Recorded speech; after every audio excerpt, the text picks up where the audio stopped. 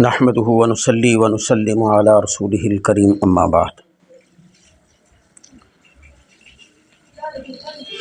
ہمارے پیارے نبی جناب محمد الرسول اللہ صلی اللہ علیہ وآلہ وسلم کو اللہ رب العزت نے جو فطری قوت اور ذہانت عطا فرمائی تھی وہ ایسی تھی کہ اس کی مثال ہی نہیں ملتی۔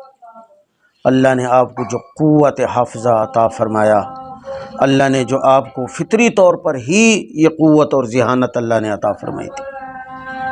تو میں ایک دو واقعات سناتا ہوں۔ حضرت علی رضی اللہ تعالی عنہ راوی ہیں، روایت کرتے ہیں کہ جب نبی کریم صلی اللہ علیہ وآلہ وسلم غزوہ بدر کے لیے نکلنے لگے تو نبی پاک صلی اللہ علیہ وآلہ وسلم کے ارد گرد دو آدمیوں کو دیکھا گیا جو دشمن کیمپ سے تعلق رکھتے تھے۔ تو ان دو آدمیوں کا صحابہ کرام نے پیچھا کیا تو ایک ان میں قریشی تھا، ایک ان کا غلام تھا۔ قریشی تو چھپ گیا، غلام کو پکڑ لیا۔ اب اس غلام سے پوچھا گیا کہ تعداد بتاؤ کہ دشمن جو ہمارا ہے تم کتنے لوگ ہو، تعداد بتاؤ۔ تو وہ کہتا تھا واللہ بہت زیادہ لوگ ہیں، بے شمار لوگ ہیں۔ اس کے اس جواب پر لوگوں نے اس کو مارنا شروع کیا، اس کی پٹائی کی، صحیح صحیح بتاؤ کہ تمہاری تعداد کتنی تھی۔ تو وہ یہی کہتا تھا کہ بہت زیادہ لوگ ہیں، بہت زیادہ تعداد ہے، حتیٰ کہ اس نے تعداد نہیں بتائی، اس کے ساتھ جو کچھ بھی کیا گیا۔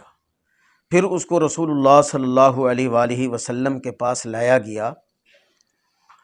نبی پاک صلی اللہ علیہ وسلم نے پوچھا بھائی کتنی تعداد ہے بتاؤ، تو اس نے وہی کہا کہ بہت زیادہ لوگ ہیں۔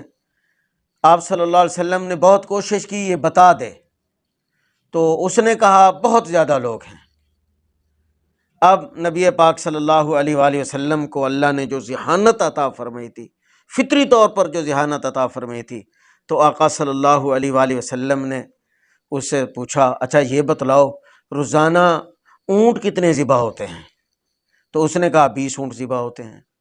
تو آپ صلی اللہ علیہ وسلم نے فرمایا کہ ایک اونٹ جو ہے وہ 100 آدمی کو کافی ہوتا ہے۔ تو معلوم ہوا کہ یہ تعداد میں 1000 لوگ ہیں، یہ تعداد میں 1000 لوگ ہیں۔ تو پھر اس نے تسلیم کیا ہاں واقعتاً 1000 لوگ ہیں۔ اسی طرح حضرت ابو ہریرہ رضی اللہ تعالی عنہ روایت کرتے ہیں، یہ بھی نبی پاک صلی اللہ علیہ وسلم کی فطری ذہانت کا ایک واقعہ ہے کہ حضور صلی اللہ علیہ وآلہ وسلم کی خدمت میں ایک شخص حاضر ہوا۔ اس نے آ کر بتلایا کہ یا رسول اللہ، ایک شکایت لگائی ایک آدمی کی کہ فلاں آدمی جو ہے وہ مجھے بہت دکھ پہنچاتا ہے، میرے ساتھ بڑا ظلم کرتا ہے، مجھے تکلیف پہنچاتا ہے، تو مجھے بتلاؤ کہ میں کیا کروں۔ نبی پاک صلی اللہ علیہ وآلہ وسلم نے فرمایا کہ تم اس طرح کرو کہ تم گھر جاؤ، وہاں جا کر اپنا گھر کا جو سارا سامان ہے وہ اٹھا کر باہر سڑک پر رکھ دو، گھر کا سارا سامان اٹھا کر باہر سڑک پر رکھ دو۔ اب وہ صحابی گیا گھر، سامان اٹھایا، سامان اٹھا کر اس نے وہ سامان سڑک پر رکھ دیا، وہ سامان اس نے سڑک پر رکھ دیا۔ اب سامان اٹھا رہا ہے، رکھ رہا ہے، تو لوگ آ کر پوچھتے ہیں یار کیا بات ہے، کیوں سامان اٹھا رہے ہو؟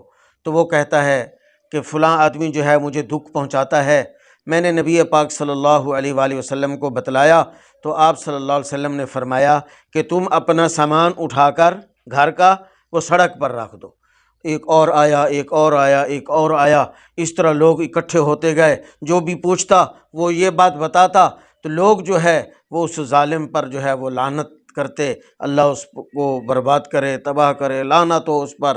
اب اس کو پتہ چل گیا اس آدمی کو کہ اس طرح جو ہے میں وہ جس کو دکھ پہنچاتا ہوں وہ اس طرح عمل کر رہا ہے، اور وہ مجھے جو ہے نا وہ مجھے لوگ جو ہے وہ لعنت بھیج رہے ہیں۔ تو وہ اس کے پاس آیا، اس نے آ کر معافی مانگی اور کہا کہ تجھے اللہ کا واسطہ ہے کہ تو یہ سامان اٹھا اپنے گھر میں رکھ، آئندہ تجھے تکلیف نہیں پہنچاؤں گا۔ تو یہ نبی پاک صلی اللہ علیہ وسلم کی حکمت عملی تھی، اور آپ کی یہ ذہانت تھی کہ اس طرح کے عمل سے وہ آدمی جو ہے جب وہ دیکھے گا کہ اب یہ احتجاج ہو رہا ہے، خود بخود وہ باز آئے گا، اس کے پاس آئے گا، معافی مانگے گا۔ تو ہمیں بھی جو ہے اس سے سبق حاصل کرنا چاہیے کہ کسی کو دکھ نہیں پہنچانا چاہیے، کسی کو تکلیف نہیں پہنچانی چاہیے خواہ مخواہ۔ اللہ تعالی عمل کی توفیق دے۔